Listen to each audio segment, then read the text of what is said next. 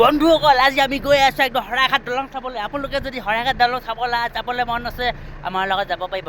মই এতিয়া শৰাইঘাট দলং চাবলৈ এইখন লৈ গৈছোঁ, এইখনত গৈ আছোঁ মই এতিয়া বিন্দাছ এইখনতে যাম দেই। বলক বলক শৰাইঘাট দলং চাওঁগৈ আমি।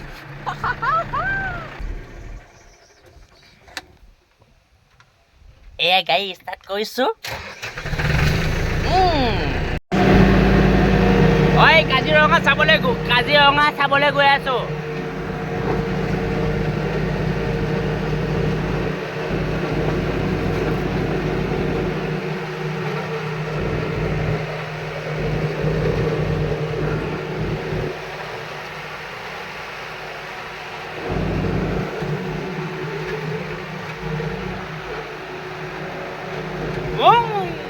গৈ আছোঁ এয়া আমি।